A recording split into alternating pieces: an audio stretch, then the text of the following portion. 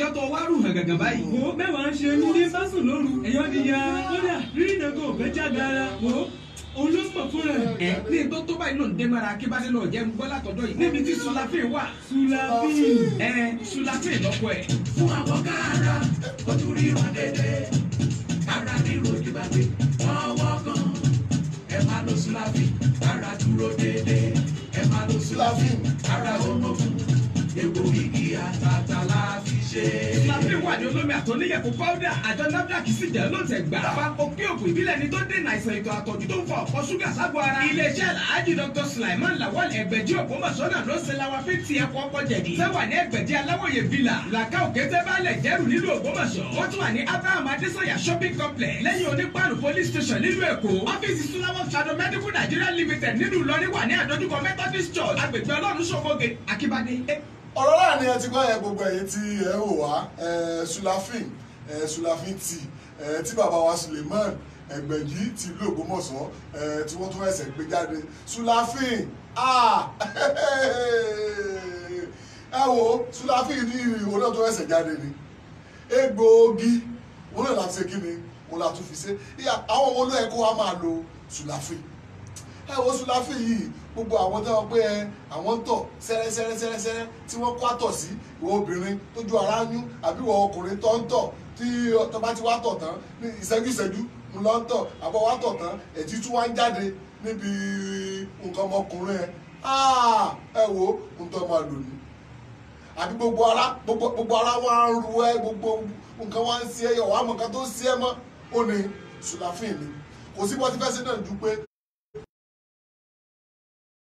òun náà ni wàá kàn já wàá fi sínú kọ́ọ̀pù wàá dẹ̀ fomi gbóná sí wàá fi gbóná sí wàá dẹ̀ sí wàá dẹ̀ gbé mu ẹ ká kí bàbá wa Suleiman Ẹgbẹ̀jì ti ìlú Ògbómọ̀ṣọ́ àwọn bàbá o káàró ó lé o akíyín takuntakun wọ́n tún ẹ̀sẹ̀ gbé jáde ni Sulafin ni egbòogi tó ní agbára kò sí bí ọmọ ọdún àìsàn tó lè máa ṣe ẹ́ tó yẹ wípé tó jẹ́ ní ìsìtọ̀ ọkọ látara obìnrin àbọ̀kọ láàbí toilet disease wọn ni wọ́n kó wọn ni Sulafin ni ó mọ̀ ní agbára o tó bá ti lò ó ẹ wo ẹ mọ̀ bínú ẹ wo ó ká mi lára ni torí àwọn èèyàn pè mí àwọn ẹni àwọn kó kinní kan lára obìnrin àwọn kó kinní kan nínú tọ́lẹ̀tì àwọn kó kinní kan lára ọkùnrin obìnrin láwọn kó kinní kan lára kinní kan ó ṣe kinní kan ni ó ní tó o bá ti gbé e lura kò sí nǹkan tó lè kó ara ẹ̀yin obìnrin tó tẹ́ bá ti lè tọ̀ báyìí kò sí nǹkan tí ò lè wọ ara yín ó ní tẹ́ bá ti wọ̀ ìwọ tó ju ara wa yún àbí nǹkan ọmọkùnrin wa yún ọ àbí wà ń tọ̀ ìwọ ń tọ̀ sẹ́rẹ́ ọ̀tọ̀ tán nìsín ọ̀tọ̀ sáré lọ tó bá ti wá fẹ́ tọ̀ tó bá ti wá ń tọ̀ yóò wá ju ẹ sáà ó ní ogun ẹ̀rí Sulafin ni bàbá wa Suleiman Ẹgbẹ̀jì Ògbómọ̀ṣọ́ akíyí ẹ wo gba ọmọ Nàìjíríà kí yín ẹ kú iṣẹ́ ọpọlọ òní o ewé àti egbò ni wọ́n fi ṣe òní o Sulafin ó yà wo gbé òun sókè. Kí ló ṣe tó wá rù hàn gàgàn báyìí. Wo mẹ́wàá ń ṣe nílé fásùn lóru. Ẹ̀yọ́ ni ya kódà rí ìdẹ́gbò fẹ́ jágara. Wo òun ló mọ̀ fún rẹ̀. Ní tó tó báyìí ló ń dé mara Akíbádé lọ jẹ́ ń gbọ́ látọ̀dọ̀ yìí. Níbi tí Sulafin wà. Bẹ́ẹ̀ni Sulafin lọ́kọ̀ ẹ̀. Fún àwọn kára ojú ríran dédé kára ríro ìgbàgbé ọwọ́ kan ẹ máa lo Sulafin kára dúró dédé ẹ máa lo Sulafin kára ọmọkùn egbò igi àtàtà la fi ṣe. Sulafin wà ní olómi àtọ́níyẹ̀kọ́ pọ́ọ́dà àjọ NAFDAC sì jẹ́ lóǹtẹ̀ gbà. Àpapọ̀ kí òkú ìbílẹ̀ ni tó dé. ó ní Sulafin NAFDAC ṣe kí ni wọ́n jẹ́ lóǹtẹ̀ gbà ẹ tún wá gbọ́ ó tún wá níṣẹ́ kan tó ń ṣe ìwọ tó gbé wọn wọ́n bàlù tó pé tó bá rí yàn wàá máa wò lọ́ọ̀kán dàbí pé ó lè ti súnmọ́ wò ó ṣiṣẹ́ fún ojú tójú alákedere ó ṣiṣẹ́ fún ojú gbogbo ẹ̀yin tẹ́ ní arúgbó ńlé ẹ̀rá fún wọn kò sí nǹkan kò sí ẹ̀ tí ò lè lò ọmọ ìkéré lè lò ẹgbọ́n mi gbogbo ẹ̀yin tẹ́ wàá lo òyìnbó ń ní ẹ lò kò sí ẹ lẹ́kọ̀ọ́ kankan láti ara àwọn òyìnbó ẹ lè kó kankan òní tẹ́ bá ti lò àwọn kí bàbá wa Suleiman Ẹgbẹ̀jì ti ìlú Ògbómọ̀ṣọ́ akíkú iṣẹ́ ọpọlọ àti ọfún yín ó wà káàkiri ilé ìtajà ṣùgbọ́n lọ́wọ́lọ́wọ́ tá a wà ẹ́ rí i pé iwájú kún à ń ṣe promo lọ́wọ́ báyìí ni bàbá Suleiman Ògbómọ̀ṣọ́ wípé ẹ wo ẹ ká yẹ kí àwọn èèyàn kí wọ́n jẹ àǹfààní rẹ̀ ẹ wo báwo lẹ́yìn wá ti fẹ́ ríra ibikíbi tí ẹ bá ti wà ẹ mọ̀ pé o ẹ kàn send message wípé ẹ dákun amọ̀fẹ́ Sulafin afẹ́ o ẹ pè sórí ẹ send message sórí WhatsApp 09020171999 orí WhatsApp ni o ẹ mọ̀ pé o ẹ kàn send nǹkan tẹ́ ẹ bá need ẹ send ẹ sórí rẹ̀ 09020171999 orí rẹ̀ òun ni ẹ máa send mẹ́sẹ̀gì sí lẹ́ẹ̀kan sí 09020171999 òun ni bí àárín yẹn bí ó sì jẹ́ nìyẹn. àkàwọ̀ ilé ọmọ kújọ́ mẹ́ta ewu lẹ tún wá rí ṣe sáré mọ̀ báyìí. ẹlẹ́gbọ̀n ó ti sún mi bá a ṣe ń bọ́ nínú nǹkan látọ́ kẹsẹ̀ bọ̀ mí. wọ́n jò sú ọ ìròyìn ayọ̀ ni mo mú wá fún ọ nígbà àìpàsírè ogun àìpàsí iṣẹ́ kí ní ṣe o káre láyé ajẹ́bi idé ògùn bílẹ̀ tó ṣe sàn ní àìpàsí tó ń fojú ìṣòro ẹ̀jẹ̀ ríru èmi lórí fífọ́ ni o ara ríro káàrọ̀ ọmọ gbóná àbájì dámọ̀ràn ohun sùn déédéé àti bẹ́ẹ̀ bẹ́ẹ̀ lọ tó wá gbọ́ sàgbàdéwé ni àìpàsí tí irú ní ṣe kébékébé jọjú orí ẹni lọ àjọ NAFDAC kì í sì jẹ́ ló tẹ̀ kó dára láti kọjá sọ́fún ẹni bó ṣe bẹ lólómi ló ń bẹ ní ìyẹ̀fun powder Sulawok Tradomedical Nigeria Limited ló ń ṣe gbòógì ibà àti àìpàsí wọ́n wà nílà káwọ́ kété baálẹ̀ ìjẹ́rù lẹ́gbẹ̀jẹ́ aláwòye villa nínú Ògbómọ̀ṣọ́ wọ́n tún pẹ̀ka sí Abraham Adesanya shopping complex lẹ́yìn onípààrọ̀ police station nílùú Èkó Sulawok Tradomedical Nigeria Limited títún wà ládojúkọ Methodist Church agbègbè ọlọ́run ṣòro gèrè alímẹ̀ nílùú Ìlọrin gbogbo tó bá sì ní í ṣe pẹ̀lú ìlera àlàáfíà àti ìtọ́jú nílànà àwọn bàbá wa alẹ́mọ̀pẹ̀lá àdìtọ́. ó ní egbògi mi tún ní àpàsílà pélé gbogbo ẹ̀dá ní ìfúnpá mi ga wọ́n ní mo ti lẹ́jẹ̀ ṣúgà mo ti ní kinní kan mo ṣe ìfúnpá wa ń ga ara wa ń gbóná tó bá sọ pé àyè ó ti wá lọ òrè o ṣàgbàdéwé ní o ó ní gbogbo wọn tí ìfúnpá ń ga táyà ń já tọ́ni tí a pé ẹyẹ ká wá ṣàṣírí kan fúnra wa ìwọ tí ìfúnpá ẹ̀ bá ti ga ikú ń bọ̀ nù o ọlọ́run yẹ ká bá wọn kúkú ọ̀wọ̀wọ́ o ìwọ tí ìfúnpá ẹ̀ bá tó wá ti lọ tí wọ́n ti pé ìfúnpá yín dẹ̀ ga ń ní lifting náà ní bí oògùn bíi kí là ń pè tá bá ti bọ̀ olókùn tí olókùn bíi tí olókùn náà ní tẹ́ ti bọnú kọ́ọ̀pù tẹ́ bu omi gbóná sí tẹ́ dẹ̀ mú ṣé wọn pé ẹ tó bá ti ní ìfúnpá gíga stroke ń bọ̀ nìyẹn bí stroke bá ti dé ó lágbára nù yóò gba apá kan yóò gbẹ̀sẹ̀ kan stroke ò ní mú wa o kò ní mú wa kò ní mọ́mọ́ wa kò ní mú gbogbo àwa tí a wò wá ẹ má gbàgbé bàbá wa Suleiman Ẹgbẹ̀jì àwọn náà ni wọ́n ṣe wo bó ṣe rí ó kéré ní o iṣẹ́ rẹ̀ ní agbára bẹ́ẹ̀ ṣe wò yìí ọ̀dà náà fún kò síbi kí tí ẹ bẹ́ wà gbogbo ẹ̀yin tẹ́ wá gbọ́ mi ìwọ́n tó wá ti ní ẹ̀yin tẹ́ wá ti ní ẹtí àwọn tí wọ́n ní hypertension bí àwọn ti ní ìhun ní ọ̀nà àbáyọ náà ní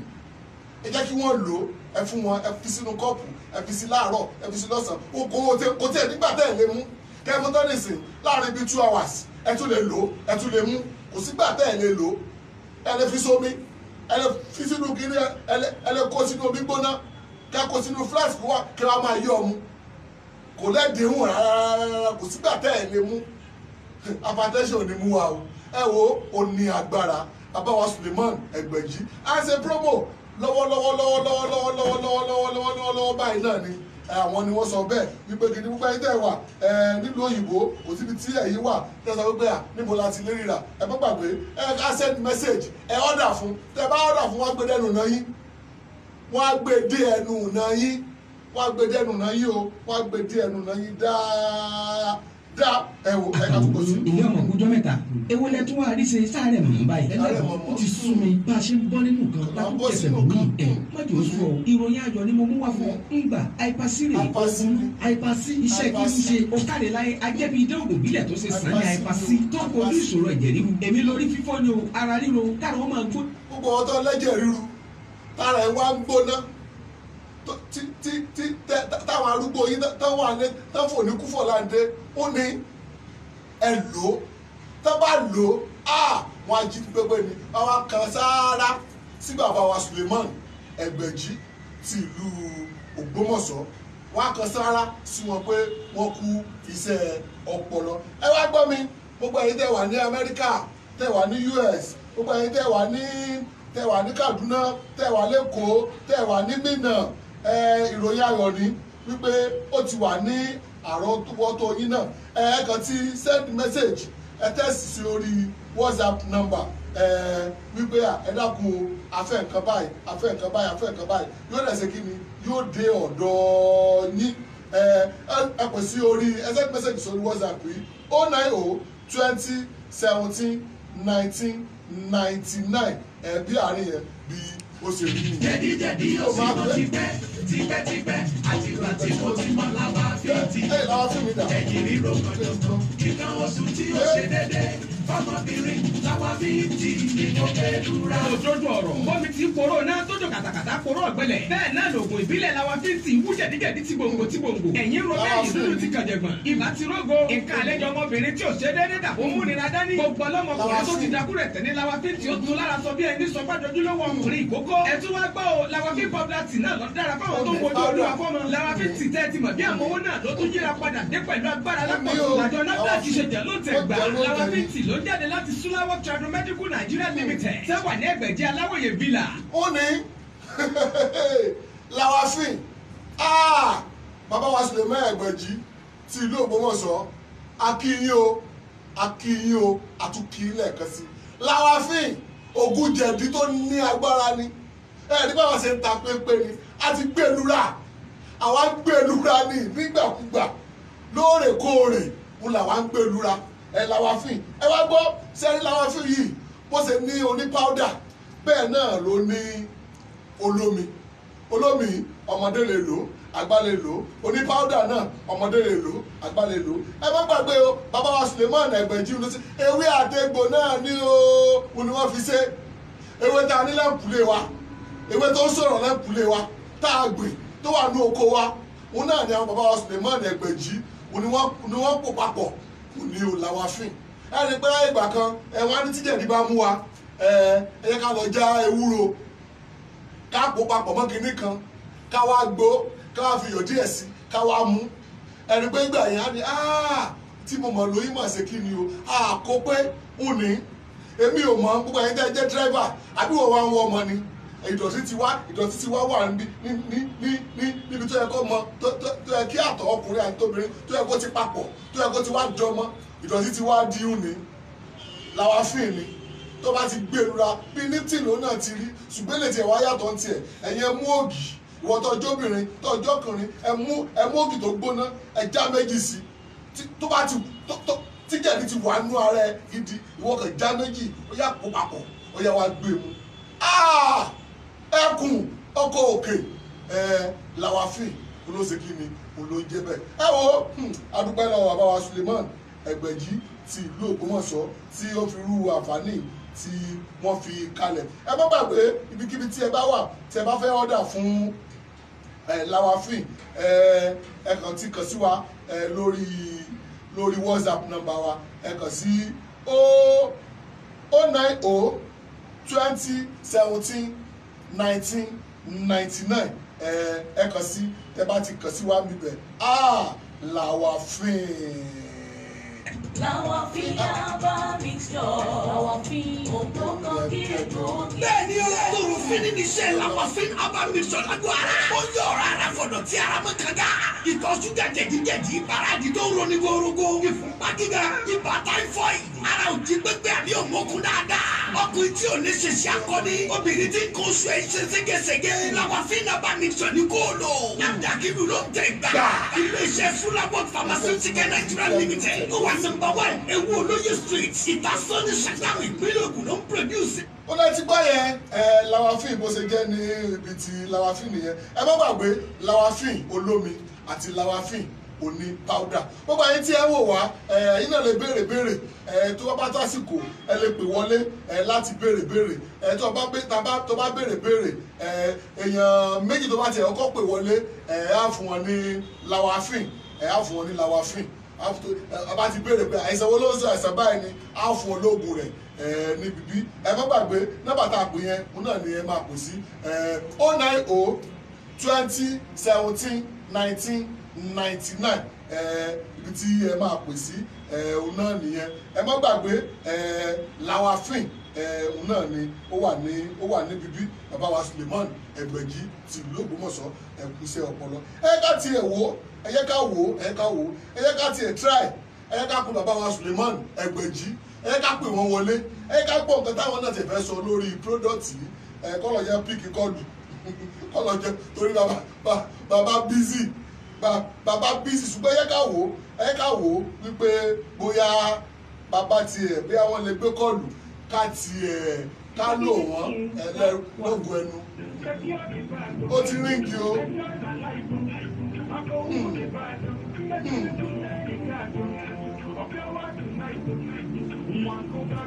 Nre o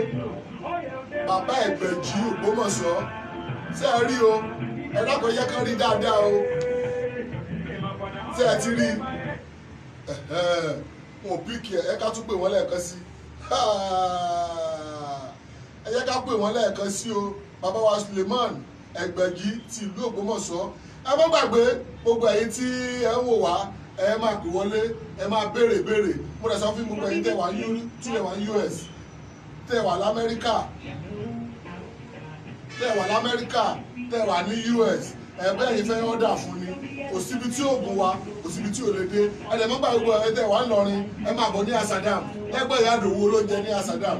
gbogbo product wa ó wà ńbẹ̀ gbogbo ẹ̀yin tẹ́ wà ní Òṣogbo tẹ́ wà l'Ékòó ẹ wà ní Ìbàdàn ẹ wà ní Kogi ẹ wà nílẹ̀ Yíbò kò síbikíbi tẹ́ ẹ wà tí ọwọ́jọ́ Ọlọ́run tí ò tó tí afẹ́fẹ́ tí ò dé kò síbi tẹ́ ẹ wà tí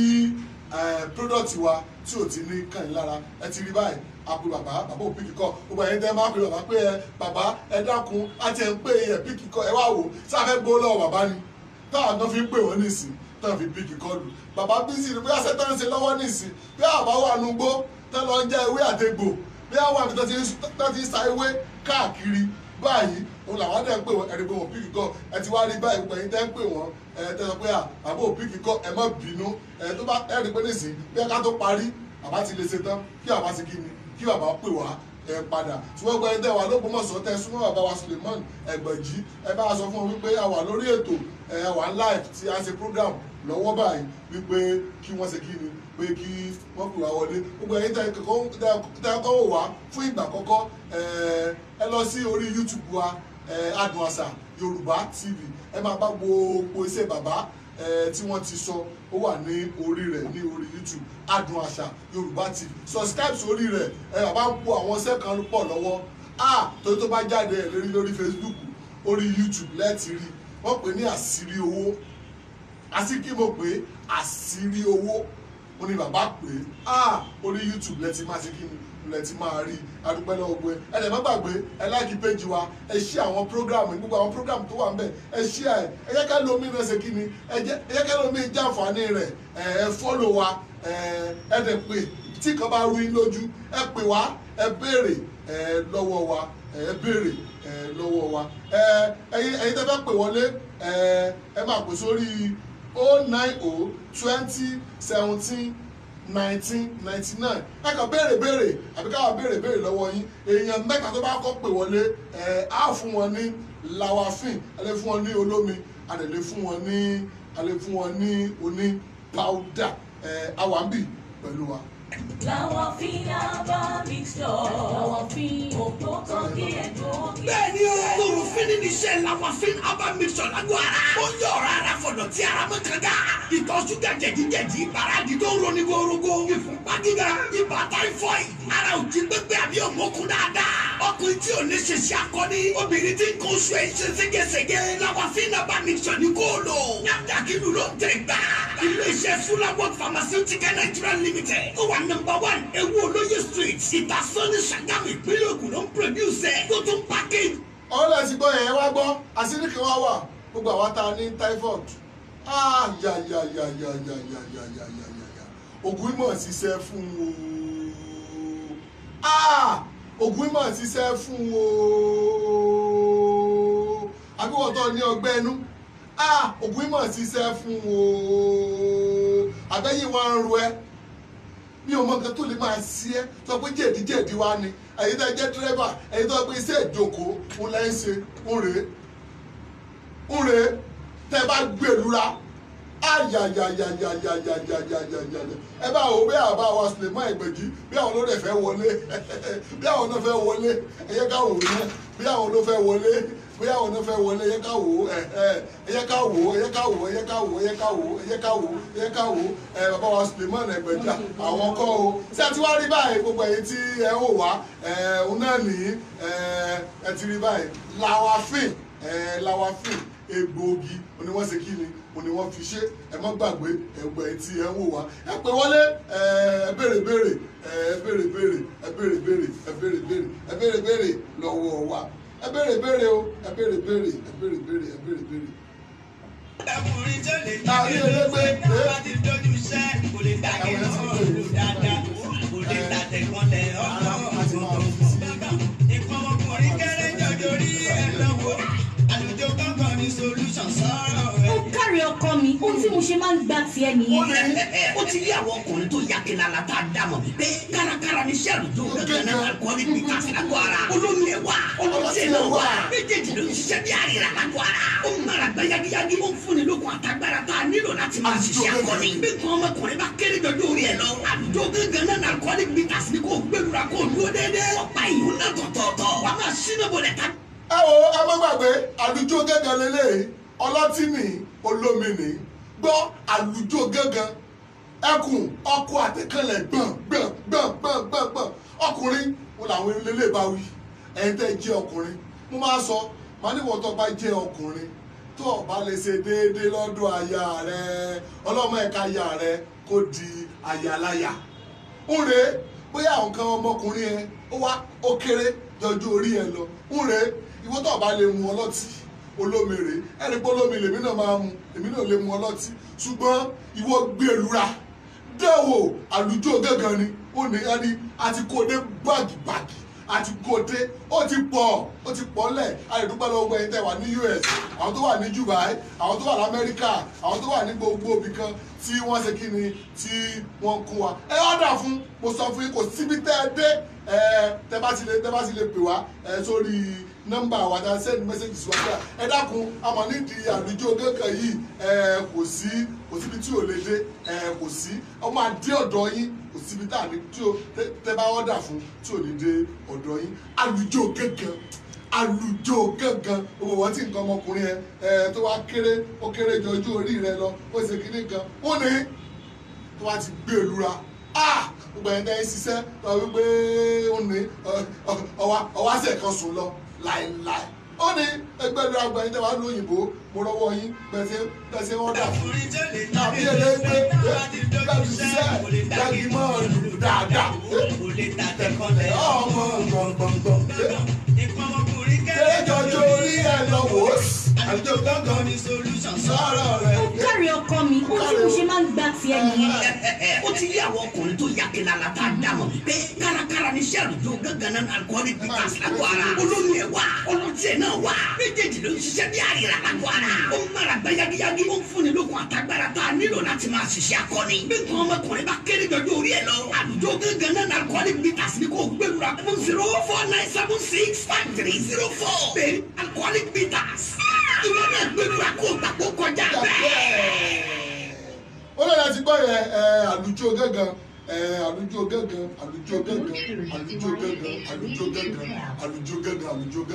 ẹ ti rí báyìí ẹ gbọ́ mi tó o bá lè ṣe déédéé obìnrin akẹ́ òwò ẹ̀ á dẹ̀ pòṣe pé sáà wá sẹ̀ kan ẹ kájẹ́ kí n kúrò ọkọ ẹ wá ayẹwàdàyà gẹ̀tì máànù òdàyà ọmọọṣẹ́ rẹ ó ní ẹ wò ẹ pè wọlé béèrè 09020171999 òun náà ni ẹ fi máa ṣe kí ni o lè fi máa pè wọlé tó bá ti wà ń bẹ̀ ẹ jẹ́ ká mọ̀ tó bá ti wà ń bẹ̀ ẹ jẹ́ ká mọ̀ tó bá wà ń bẹ̀ ẹ jẹ́ ká mọ̀ tó bá wà ń bẹ̀ ẹ jẹ́ ká mọ̀ tó bá wà ń bẹ̀ ẹ jẹ́ ká mọ̀ ìwọ tó bá kọ́ ti pè wọlé á fún ẹ ní á béèrè lọ́wọ́ ẹ á dẹ̀ fún ẹ ní ẹ̀bùn ṣùgbọ́n ẹ má yẹ ká gbàgbé àlùjọ gángan látọwọ́ bàbá wa Suleiman Ẹgbẹ̀jì ti ìlú Ògbómọ̀ṣọ́ nẹ́tíwọ̀kì yìí o ìpè ń jápè ní o ẹ pè wọlé nísìnyí ilé mẹ́sẹ̀gì wọ́n ìwọ́n tó bá ní béèrè wọ́n ẹ̀ tẹ́ wà nẹ́tíwọ̀kì ẹ̀ ó ń jẹ́ra wọn ni ìwọ́n tó bá ní béèrè o lè máa tẹ́sítì ẹ̀ ó yá ẹ lè táìpù ẹ̀ kẹfì ránṣẹ́ táìpù ẹ̀ kí a rí àwọn olówó àmbẹ̀ yẹ káwọ́ àwọn tó wà àmbẹ̀ àlùjọ gángan ẹ láìkí péjì ẹ ṣíà ẹ yẹ kí ẹlòmíì ó tún lè jẹ àǹfààní rẹ̀ kò sí irú nǹkan kò sí irú àìsàn tó lè máa sí ẹ tó bá ti jẹ́ ká mọ̀ tí ò sógun rẹ̀ àgàgà ọkùnrin ẹjẹ́ àdìrà wa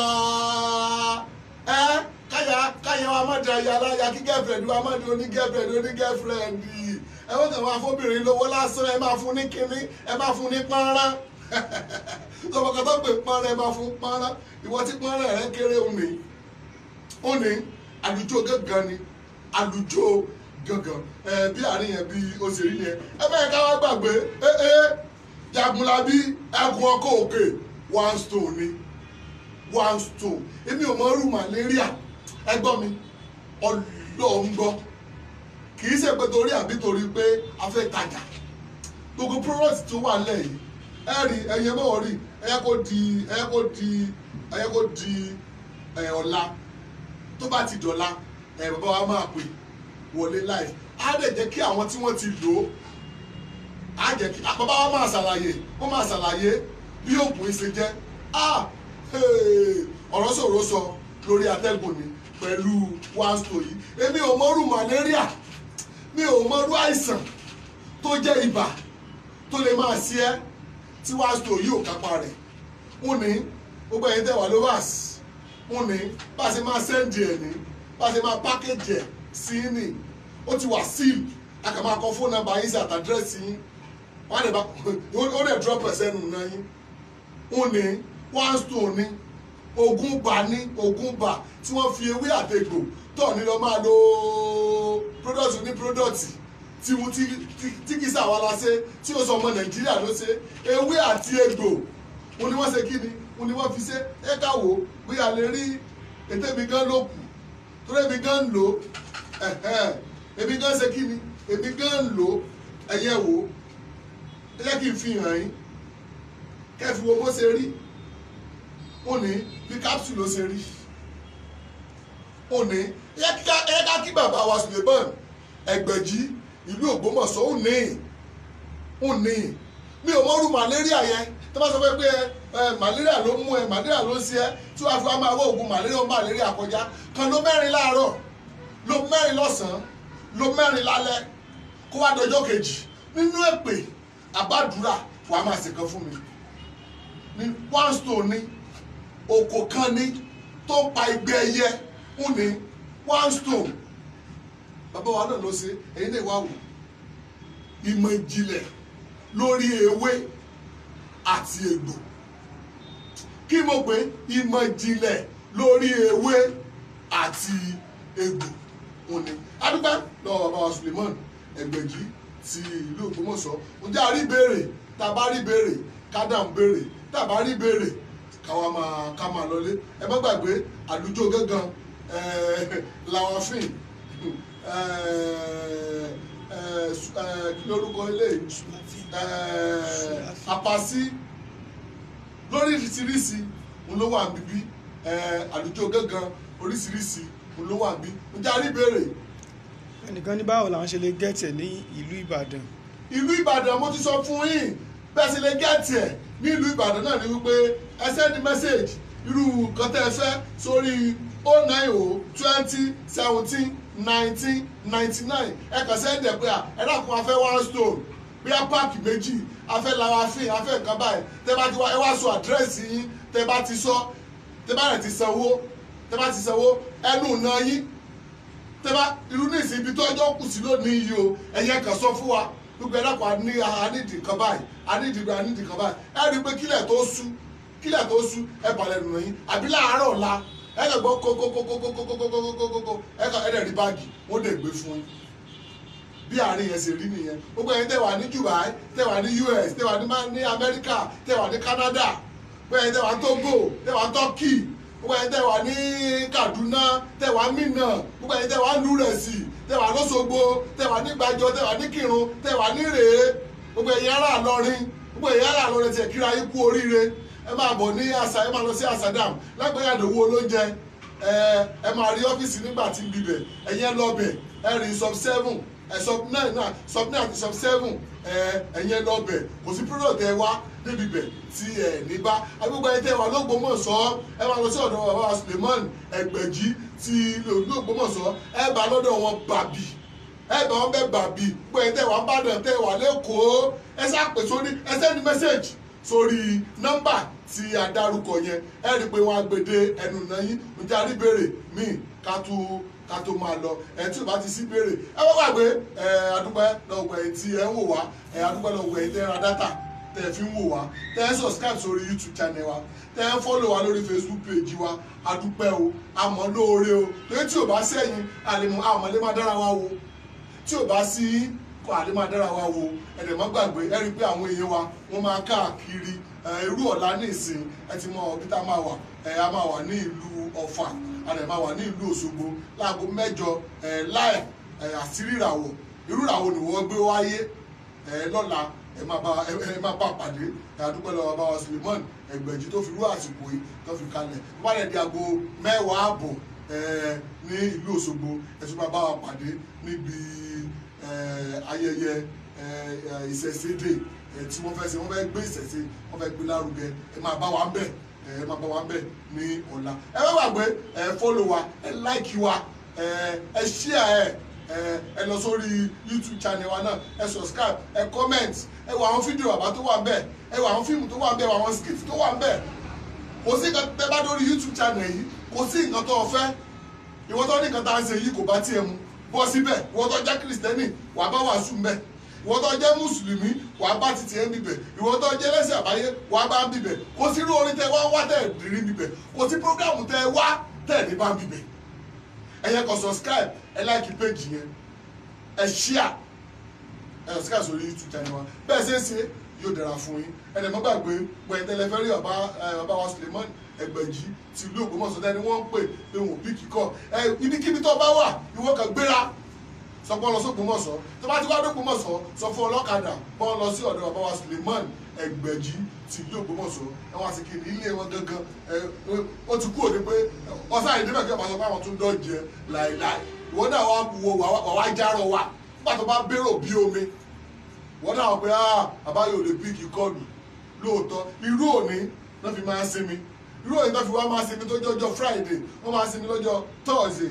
àti Friday ọjọ́ yẹn wọn ò fi sinmi o ó kàn láwọn fi sinmi wọ́n fi ń wá ewé àtegbò káàkiri ni gbogbo sẹ́tẹ̀ bá bẹ̀ wọ́n ọjọ́ yẹn náà fi bàbá ò fi sẹ́rán ọmọ pé yá ṣiṣẹ́ yìí bàbá ló máa ń ṣiṣẹ́ wọn fún ara wọn ẹgbẹ́ mọ́gbàgbé bàbá wa ní ká sọ fún yín gbogbo ẹni tẹ́ ní nǹkan ọmọkùnrin tẹ́ ló kéré wọ́n ló ní ọṣẹ tẹ́ máa táwọn máa fún yín tí ó fi máa ṣe kí ni tó tún fi máa support ẹ̀ ṣùgbọ́n àlùjọ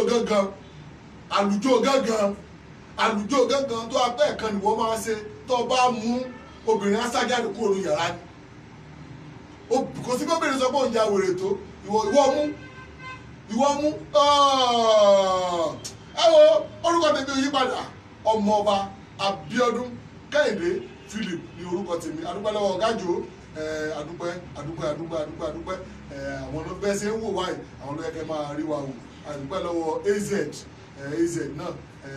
àwọn kámẹ́rámà wa nìyẹn tẹ́ bá débi bí àti wá fẹ́ padà yìí wá ń pè wọlé ẹ ká gbọ́n tó fẹ́ sọ.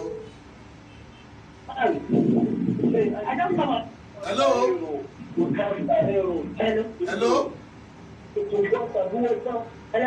Ẹ kúrò lẹ́ta nìyẹn o. Ẹ kúrò lẹ́ta ní. Ìpè ń jápè ní o. Ìpè ń jápè tó bá ti fẹ́ píkì báyìí lómi ìtún yára wọn. Àjọ ìlọsọ pé kẹ́ máa send message. Ẹ wo kò ní jù báyìí lọ. Ó tún di ọ̀la. Bógo ṣe ń jẹ ti Ọlọ́run. A sọ fún yín gbogbo product wa yìí ó wà ní iléeṣẹ́ wa 090 20 17 19 99 gbogbo product wa a ní One Stone Lawafin àlùjọ gángan oríṣiríṣi product àwọn product ní tún wà bí tá a tún gbọdọ̀ mọ́ tá a gbọdọ̀ kó jáde ṣùgbọ́n gbogbo product ẹ bá wò yìí mo ní NAFDAC ni wọ́n ṣe kí ni wọ́n jẹ́ ló ń tẹ̀ tí NAFDAC ò bá jẹ́ ló ń tẹ̀ ẹ lè máa rí mi kí wọ́n máa pariwo jàn ohun tó wá lọ ẹnu tó wá ní tí NAFDAC ẹ wo tó bá dọ̀la a lè mú ìwé approval tí NAFDAC tí wọ́n fi approve ẹ̀ a lè mú wá kí gbogbo ọmọ Nàìjíríà tó ń bọ́ fi lè rí lórí one stone yìí mi ò mọ́rù màríà tó lè mi ò mọ́rù bà pé a gbà pọ́njúpọ́ntọ̀ ni pé a gbà kínní kan ni èmi ò mọ́rúkọ tó lè máa pẹ́ àìsàn mi ò mọ́rú àìsàn tó lè máa sí ọ ó ní one stone ni ẹ wo ó dàbọ̀ ó di ọ̀la bye bye for now.